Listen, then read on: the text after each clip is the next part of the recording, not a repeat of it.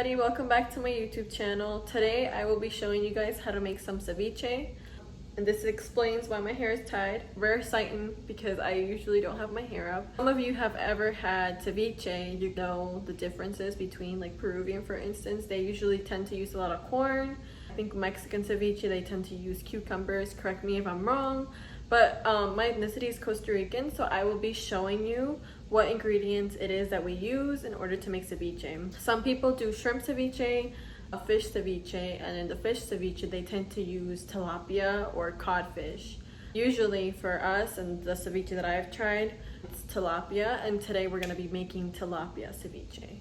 So we're gonna need the following ingredients: some orange juice, lots of lime, onions, bell peppers, you could take any size, tilapia as I said, and this is culantro. This is a family of the cilantro before you guys start laughing at me. It smells really good, but Costa Rican people tend to use it a lot in other recipes as well as gallo pinto. And if you want to add some spicy pepper, you can as well. Now what we're gonna do is I've taken all the tilapia out of the bag and we're gonna unpackage it and we're gonna put it on a plate where we can cut it. So we're gonna chop it up into little pieces.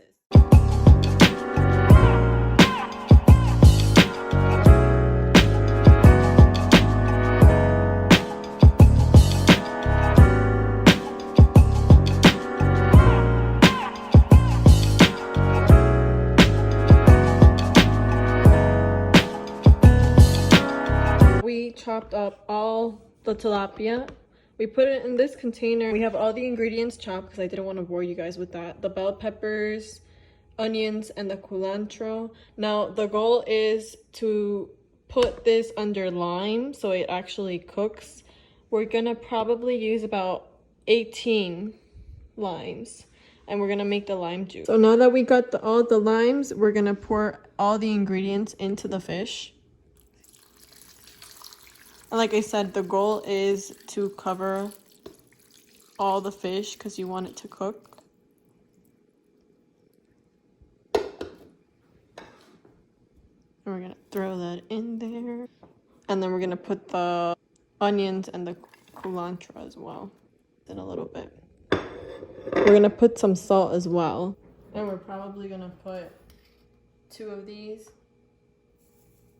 And we're gonna mix it in a little bit. So some people don't use orange juice, but I do recommend the orange juice for flavoring and for better cooking of the fish. I feel like with only lime, it's just gonna be extremely bitter. And so I'm just gonna pour some orange juice into the ceviche. Now that we have all our ingredients mixed, we wanna cover the fish for it to cook. A little bit more, and that should be enough. You want to calculate depending on the amount of fish that you chopped up for the ceviche. That way, like I said, it looks all covered. And we're gonna check this tomorrow.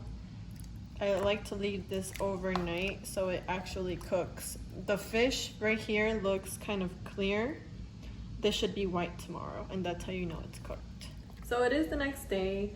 And yesterday we actually put another tablespoon of salt. So instead of 2, it was actually 3 because we're used to that amount. If you're starting off, it's better for it to be less salty than too salty. It's an easier fix to just put a little bit of salt. Like I was saying, because my ethnicity is Costa Rican, they usually tend to eat it with saltine crackers or with green banana. They boil the banana. It's not plantains, it's actually green banana. So we eat it and we basically pour the ceviche in a bowl and we put a plate on and we eat what they call guineo verde. And that's how they eat it. Some people put mayo and ketchup. I don't like the mayo personally. I just put ketchup on it, on the ceviche, and hot sauce. Some people also eat it with saltine crackers, and sometimes in restaurants, if you go to a Costa Rican restaurant and you order a ceviche, that is what they will serve it with. Another thing that they do is you want to leave it resonate in the lime at least 8 hours. You don't want it to do any less than that because you want the fish to actually cook. For this video, it was actually 24 hours that we've left it. So let's go check out how the ceviche came out. So as you can see, the difference in the color of the fish from yesterday. Yesterday it was more pink and this is all white. So this is how you know it's cooked. Like I said, you want to leave it minimum 8 hours, but we left it 24, so you know this is really cooked. This is basically the final outcome. Like I was saying, we can eat it with ketchup, and I usually prefer it with hot sauce and ketchup. I hope everyone enjoyed the ceviche recipe. If you do it, please comment below on how the recipe came out, and if you liked it or not. Like and subscribe, and you can also follow me on social media. Thanks for watching, and I'll see you guys next time.